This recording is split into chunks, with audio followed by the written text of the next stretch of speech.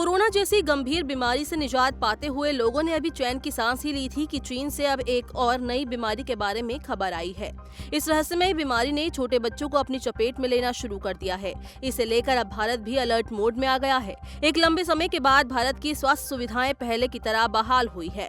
भारत के union health ministry ने हाल ही में एक बैठक के दौरान कहा था कि देश में इस रहस्यमय बीमारी के फैलने का खतरा काफी कम है, लेकिन इसके बाद भी स्वास्थ्य मंत्रालय बारीकी से स्थिति पर नजर बनाए हुए है। एक आधिकारिक बयान जारी करते हुए मंत्रालय ने कहा कि इस संक्रमण से लड़ने के लिए भारत पहले से ही तैयार है। दरअसल अब तक इस बीमारी को लेकर भारत के पास जो भी जानकारी सामने आई है, उसका मुकाबला करने के लिए भारत के पास पर्याप्त वैक्सीन और दवाइयां हैं। फिर भी भारत ने अपने सभी अस्पतालों को तैयार रहने के लिए कहा है। स्वास्थ्य मंत्रालय द्वारा सलाह दी गई है कि बच्चों और किशोरों में बीमारी के मामलों पर बारीकी से नजर रखें और जांच सैंपल तत्काल प्रभाव से लैब भेजे जाएं। साथ ही कहा गया है कि सांस संबंधी किसी भी तरह की परेशानी होने पर बारीकी से इलाज किया जाए और बच्चों और बुजुर्गों के इलाज में किसी भी तरह की लापरवाही न बरती जाए।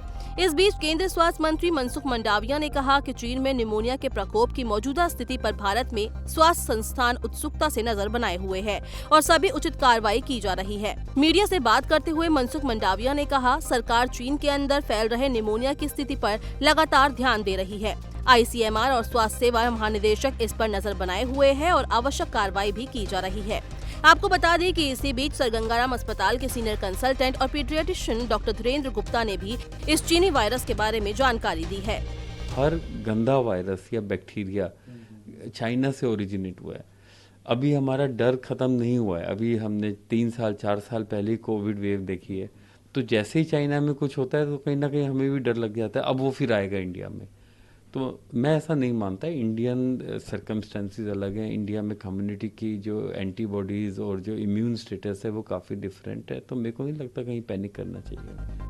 अगर हम बात करें भारत में कहाँ ये फैल सकता है, तो माना जा रहा है कि दक्षिण भारत में किसी भी वायरस के फैलने का खतरा थोड़ा ज्यादा होता है। अक्सर केरल वायरस के प्रकोप में रहता है और ये इसके प्रति काफी संवेदनशील रहता है, क्योंकि प्रदेश में सबसे ज्यादा अंतर्राष्ट्रीय गतिविधियां होती है। इस राज्य के लोग अधिक विदेशों में आवाजाही करते हैं। यहाँ तक कि मंकी पॉक्स और कोविड-19 जैसे मामलों के पहले केस भी केरल में ही सामने आए थे।